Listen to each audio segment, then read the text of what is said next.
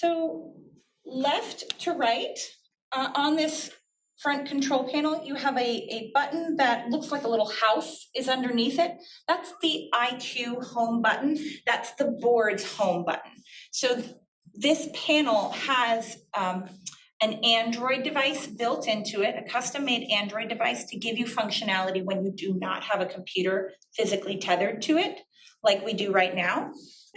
And this home button will take you to that, what we call the IQ. So that's the board's Android home screen. And we'll go look at that in a little bit. The next button to the right is our input button. So if you did plug in multiple devices into this display, and many K-12 teachers will have their teacher laptop, they might also have a document camera, they might also have a Chromebook plugged in, they can switch inputs using that button there. Once you press this button, and I'll go ahead and do that, you actually get a live input preview of what's plugged into the panel. So it's taking a moment to pull up that preview. There it is. So I'm not sure how well my Zoomies are going to see this, but up in this left corner, connected to HDMI 1, I have the preview of my laptop. So I know visually what's plugged into that spot. I don't have to memorize HDMI 1, VGA. I don't even know what those mean, right? And to select that input, I'm just going to tap on it. So if I find myself, maybe I accidentally did it, or maybe I did it very purposefully, I went to my IQ home screen, and I want to get back to where I'm plugged in, I touch that input button, second from the left to right, and then I just tap on that visual preview. The next button is a screen shade. This is going to put up a gray screen to block the content you're displaying from anywhere on the board, whether it's plugged in or IQ. Now the screen shade just comes on and off by tapping the screen shade button. It looks like a projector's pull down. That's what the icon looks like. It looks like a projector pull down screen. So that's for shielding your content if you need to perhaps switch gears midway through your lesson. If you're wanting to pull up something extra special and surprise your students, or you simply have done a quick informal assessment, but you want to write down that everybody participated in your grade book, check, check, check. You can quickly screen shade whatever you're sharing from the display. Go do that real quick and then come back. There's also a pause button, which kind of allows a similar experience. The pause button is going to freeze whatever you have on the screen.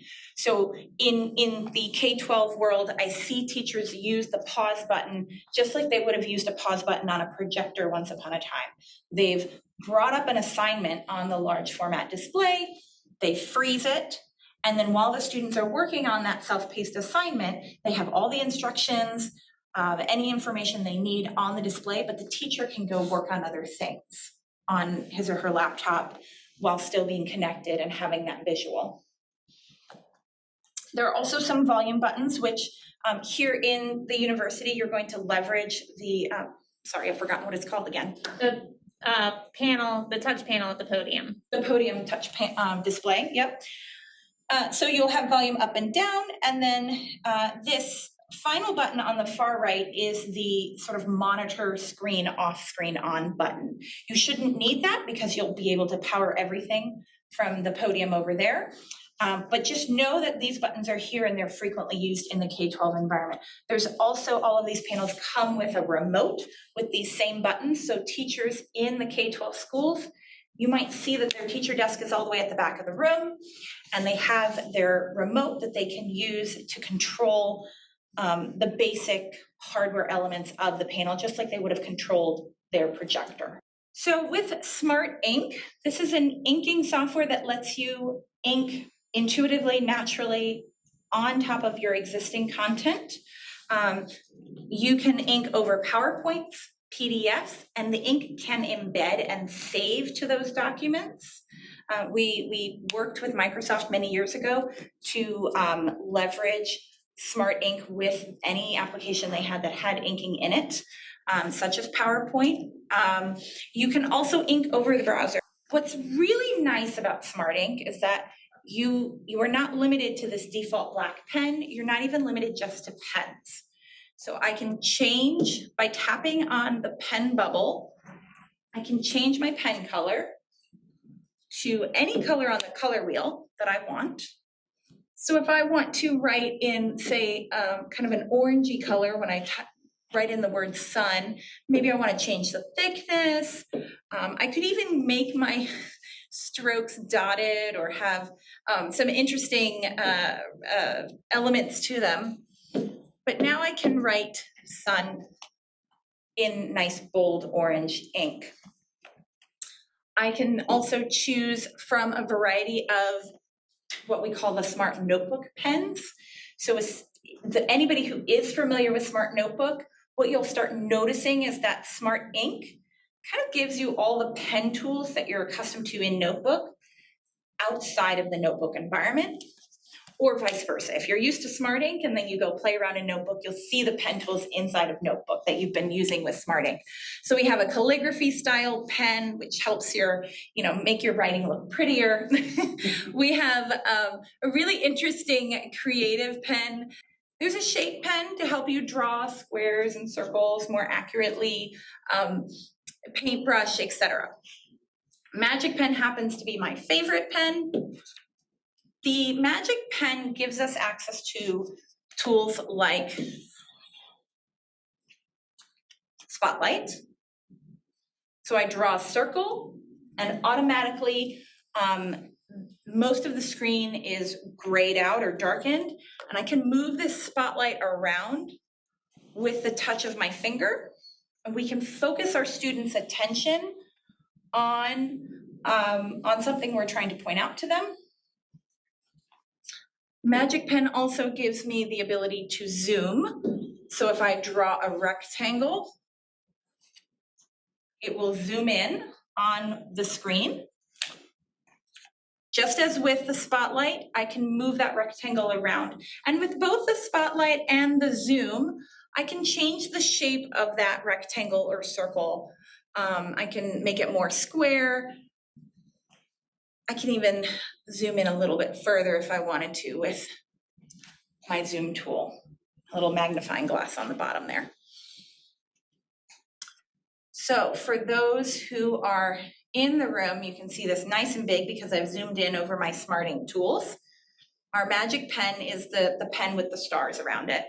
And for those on Zoom, hopefully you're seeing that nice and crystal clear too.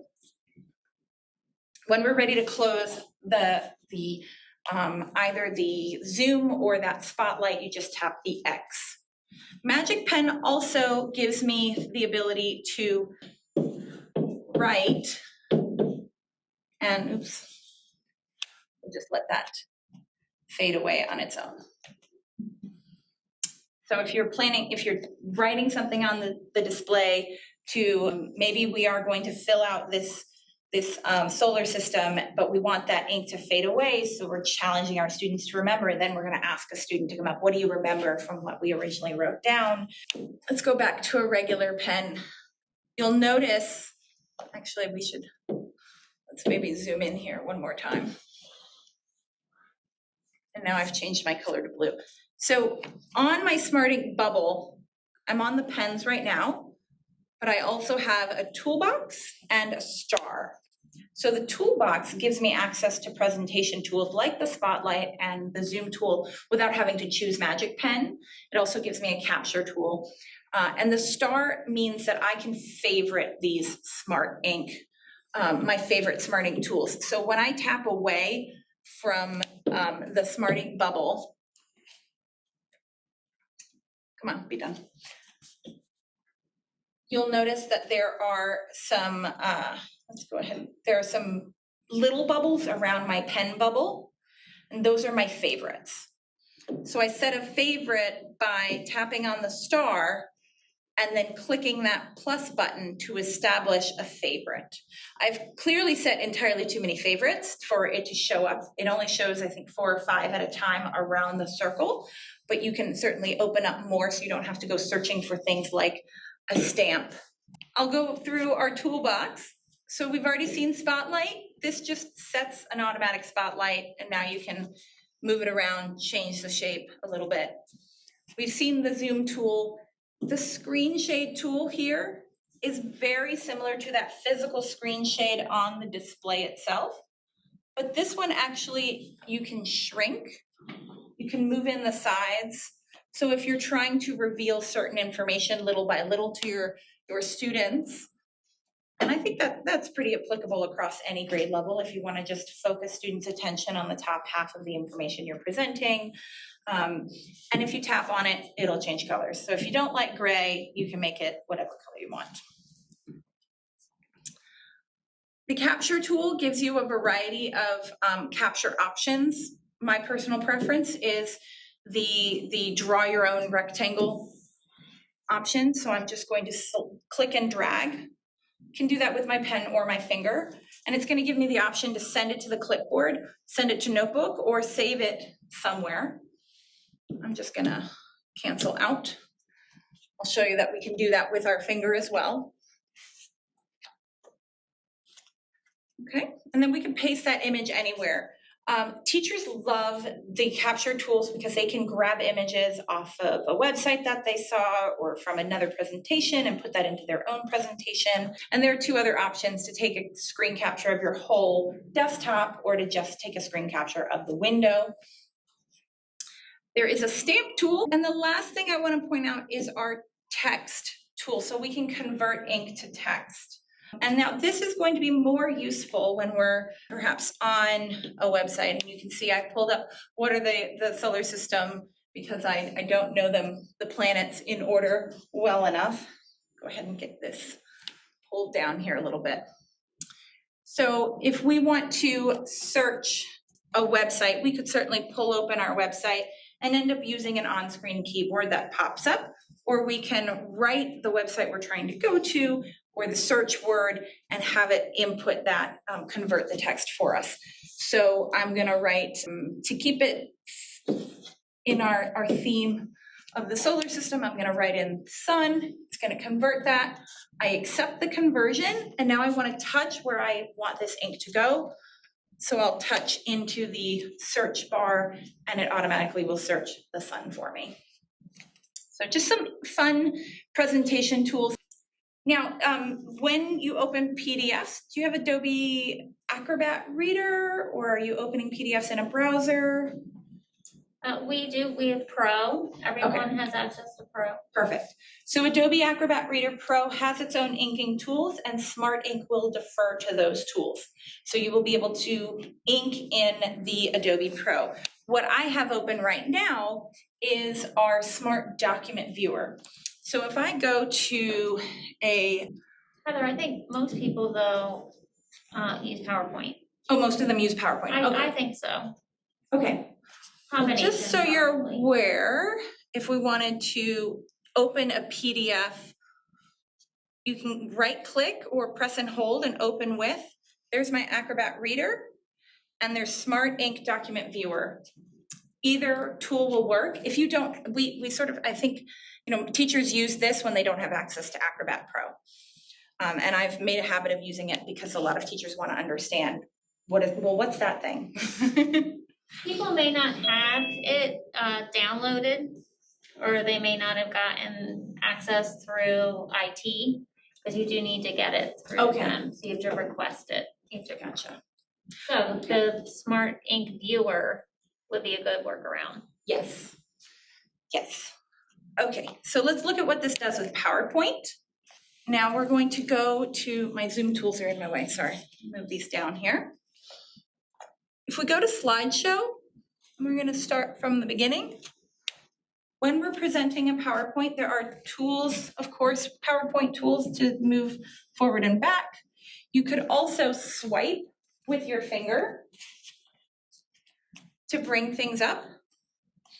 And if you pick up a pen, Smart Ink will let you annotate directly onto your PowerPoint.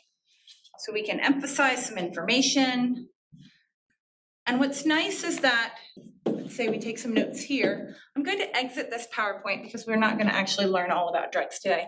But I want you to notice that my ink stayed where I put it. So if I wanted to save that ink, it's embedded into the PowerPoint now. I can save it. And if I'm the kind of teacher that has 3 classes of the same, 3 different groups of students going through the same material, but I might take the notes a little differently for each group. Maybe the students come up with something and I write it down on the page and we expand upon that in a different way. We can save this, share this with our students later, and then they have our notes on top of the PowerPoint, which is really nice.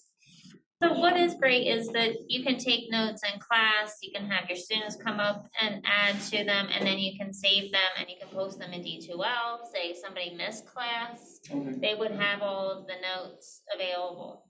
Right. Our other tools did disappear while we're in PowerPoint's presentation.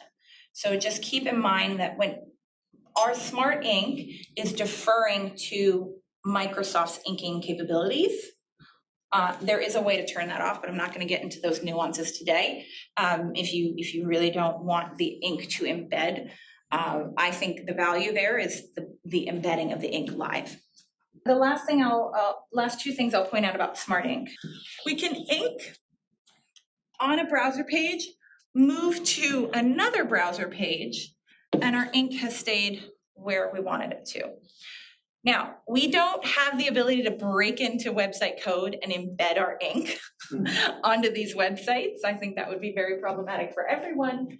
So keep in mind that if you decide to scroll, the ink is technically inside a browser, it's technically an overlay. But it is really helpful that you can jump between different tabs and have that ink stay put. And if you wanted to save this, you can grab your, and I'll demonstrate one other thing. I've got a hand bubble here. This is my cursor bubble. If I wanted to change my finger to a pen, I could choose green. Now my finger is a pen. What I'm going to do instead, go back to cursor, I'm going to grab my capture tool and I might capture the thing that we've inked over and save that for posting to D2L, or if I'm working in a K-12 environment, posting to whatever learning management system they're using, so my students have these notes that we wrote on top of the browser. I'll go ahead and clear that out. So I can use my finger. Primarily, I'm going to use my finger as a mouse, but if I want to change my finger into a pen or some other tool, I can do that. And in the case of the MX Now, I can have,